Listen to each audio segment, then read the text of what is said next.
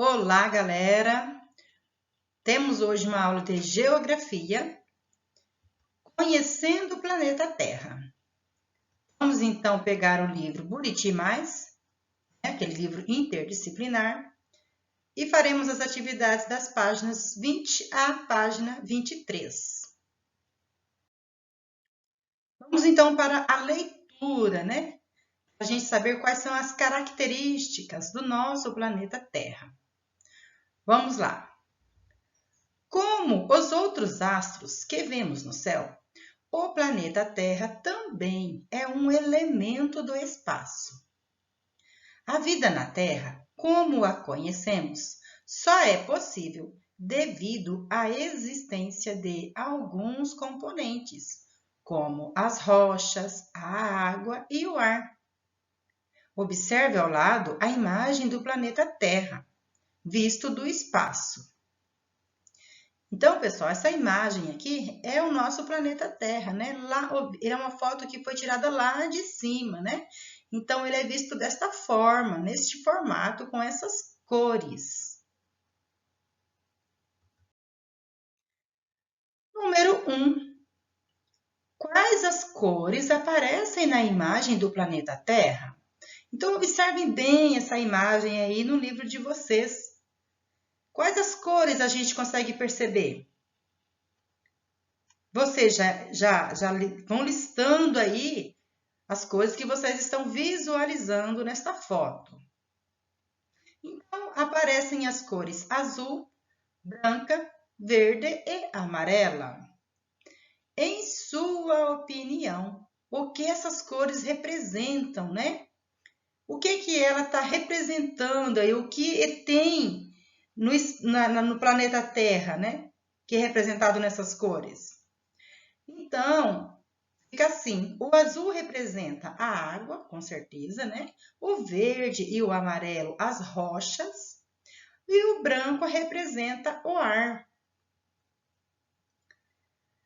A atividadezinha de número 2 é apenas um bate-papo, é apenas para trocar uma ideia, Porque no ano de 1961, o astronauta russo Yuri Gagarin foi a primeira pessoa a ver o planeta Terra do espaço.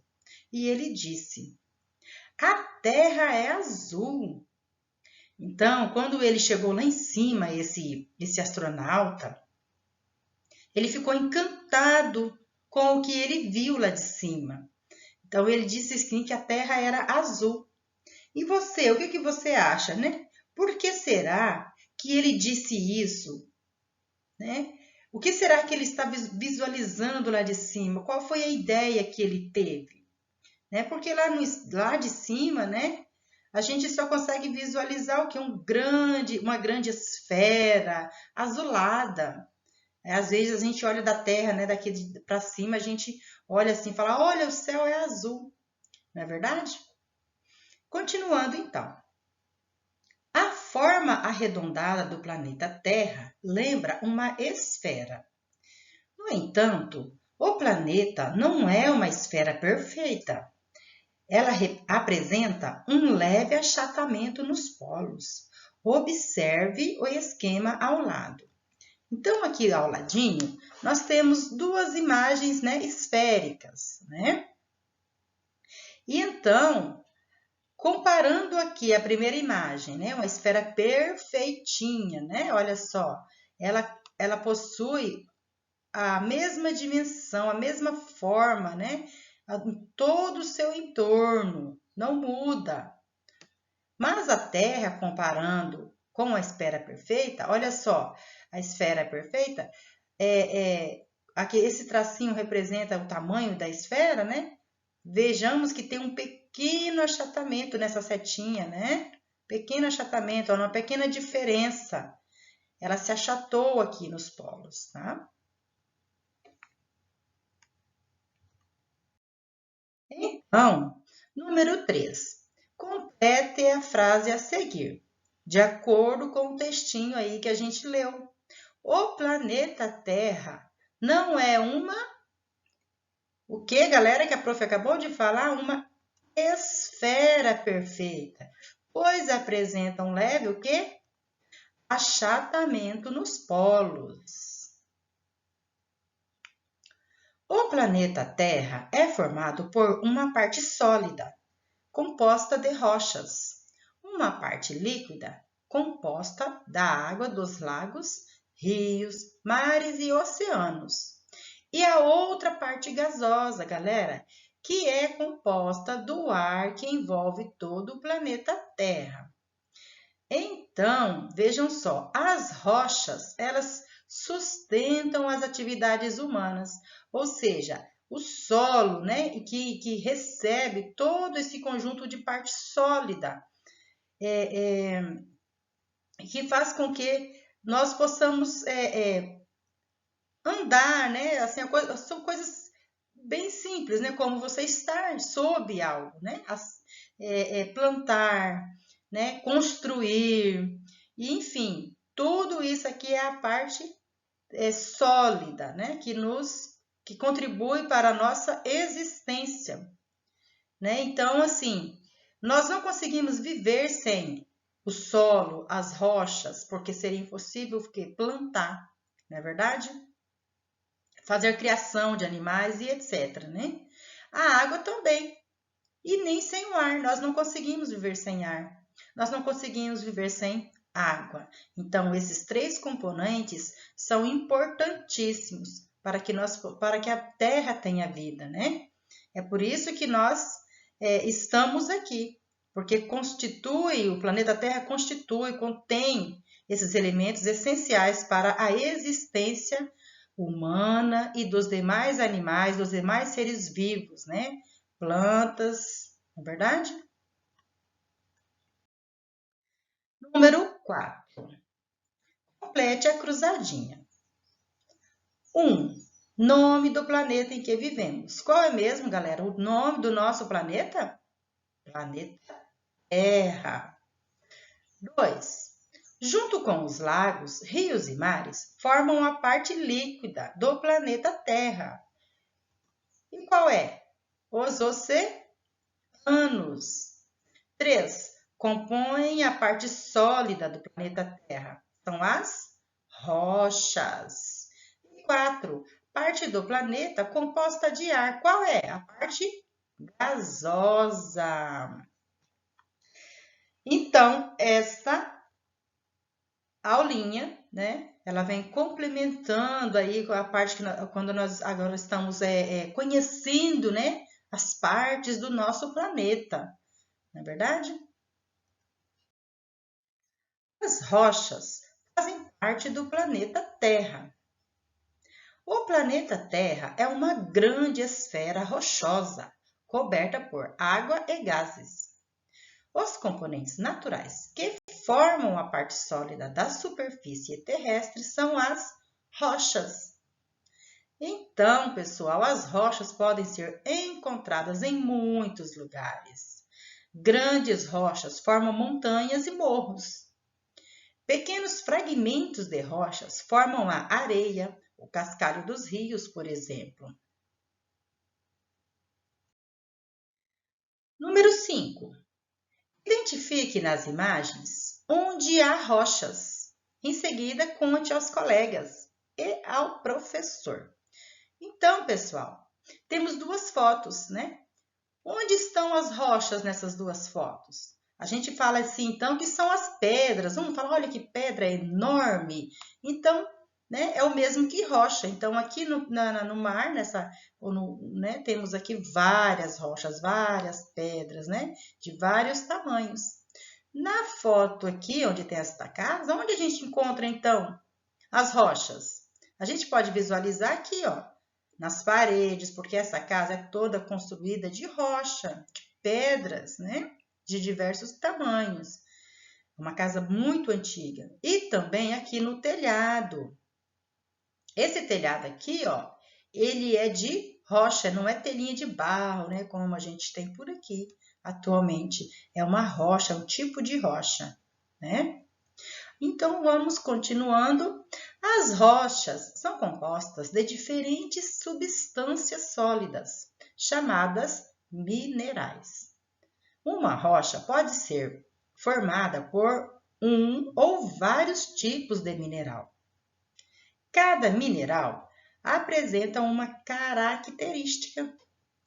Por isso, rochas compostas de diferentes minerais têm características diferentes. Trouxe aqui para vocês, então, alguns exemplos, né? Temos aqui o exemplo de um granito. O granito, pessoal, é composto por 3 minerais diferentes. Tem o aspecto granulado dessa rocha. E esse aspecto se deve aos cristais dos diferentes minerais, né? Tem também o quartzo, que é formado por um só mineral. E ele tem um aspecto mais homogêneo, né, que o granito. Ou seja, mais denso, né, mais lisinho, né? Então, eu trouxe aqui para vocês outros exemplos, sabe aquelas pedrinhas que a gente encontra nos rios? Né? Olha só essa montanha de rochas, que legal, né? Também essa outra pedrinha aqui, que é muito conhecida porque com ela são feitos calçadas, né? Calçamentos de ruas e vias públicas, né? Ou até particulares também. Número 6. Observe as imagens, leia as legendas e responda as questões. As legendas, galera, também é um gênero textual, né? Que é essa explicaçãozinha aqui, ó, que a gente vê a respeito, né, nesse caso, a respeito das rochas, né?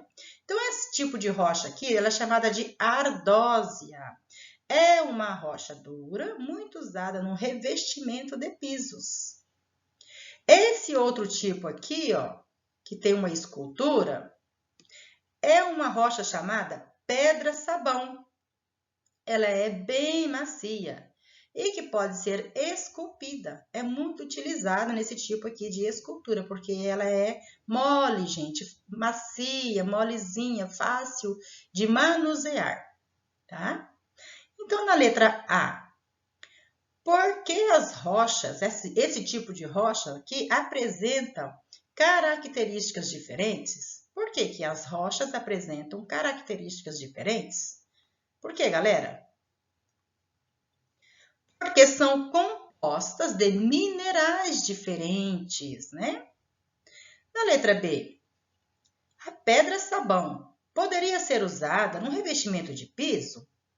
Sim ou não, pessoal? O que vocês acham? Não, galera, porque ela é macia, muito macia, né? E daí o caso, o revestimento, ele se desgastaria muito mais rápido, né? Ele vai esfarinhar. Então, é impossível fazer um piso com a rocha pedra-sabão. As rochas, pessoal, muitas vezes são cobertas por uma mistura de restos de seres vivos, de fragmentos de rochas, ar e água. Essa mistura recebe o nome de solo. O solo é formado por meio de um lento processo de transformação das rochas. Então, pessoal, vamos aqui para a atividade de número 7. Associe as etapas do processo de formação do solo às imagens usando os números 1, 2 e 3.